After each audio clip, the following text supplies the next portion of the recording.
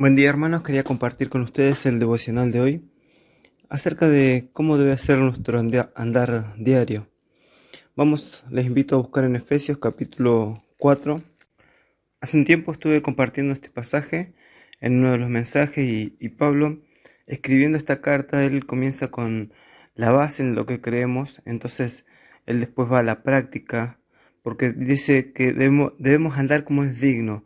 Y esa palabra digno, ¿se acuerdan? Es la palabra referida a equilibrio, a una balanza, que haya tanto de un lado como del otro, el mismo peso.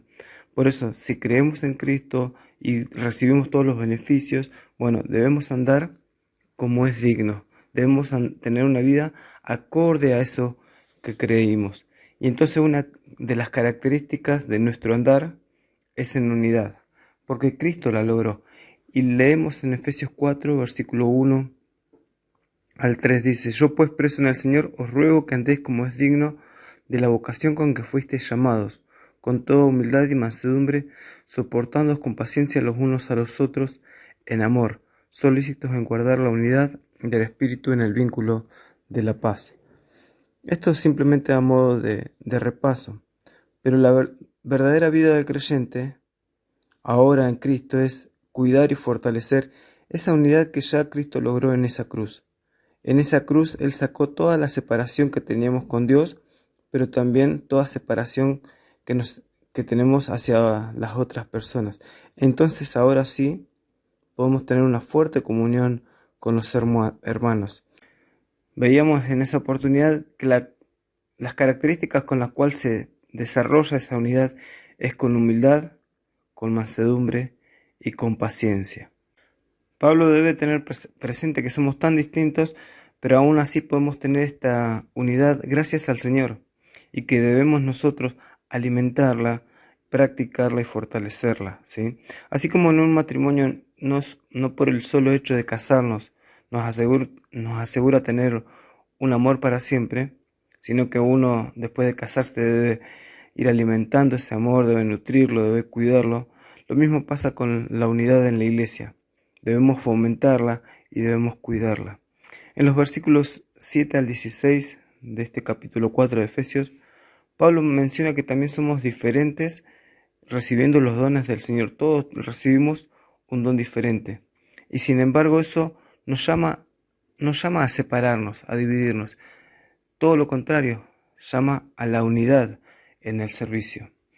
La consecuencia de poner esos dones en acción, cada uno con su don, dentro de la iglesia, nos lleva al crecimiento del cuerpo de Cristo, al crecimiento de la iglesia. Y esto habla de la madurez espiritual, que es tan necesaria en nosotros para no ser engañados, para ser sabios en tomar decisiones y para ir limpiándonos de todo pecado. En este ejercicio práctico de los dones está implícito el conocimiento de las Escrituras. Por eso Pablo menciona los dones de apóstol, profeta, evangelistas, pastores y maestros, todos referidos al uso de la palabra de Dios hacia adentro de la iglesia, pero también hacia afuera, llamando a los perdidos. Y el versículo 13 nos dice: hasta que todos lleguemos a la unidad de la fe y del conocimiento del Hijo de Dios. Por eso, una forma de andar del creyente, del que ha recibido a Cristo como su Salvador, es andar en unidad. Lo próximo que vamos a ver, que Pablo nos dice que debemos andar en luz. Dice Efesios capítulo 5, versículo 1 y 2. Sed pues imitadores de Dios como hijos amados, y andad en amor, como también Cristo nos amó y se entregó a sí mismo por nosotros, ofrenda y sacrificio de Dios en olor fragante. El versículo 8 dice: porque en otro tiempo erais tinieblas, mas ahora sois luz en el Señor. Andad como hijos de luz, porque el fruto del Espíritu es en toda bondad, justicia y verdad. Pablo nos dice que debemos andar o ser imitadores de Dios. Y esta palabra imitadores es la palabra que después se derivan otras palabras como mímica o mimo, alguien que copia y reproduce las características de otra persona. Y dice que debemos ser imitadores de Dios como hijos amados y andad en amor. Ya lo había hablado en el capítulo 4 con respecto a la unidad, porque en el versículo 2 también dice: con toda humildad y mansedumbre, soportándoos con paciencia los unos a los otros. ¿En qué? En amor. Y ahora nos va a decir que debemos ser imitadores de Dios, andar en luz y también en amor. Siempre tenemos esta necesidad de que se nos recuerde y se nos estimule al amor.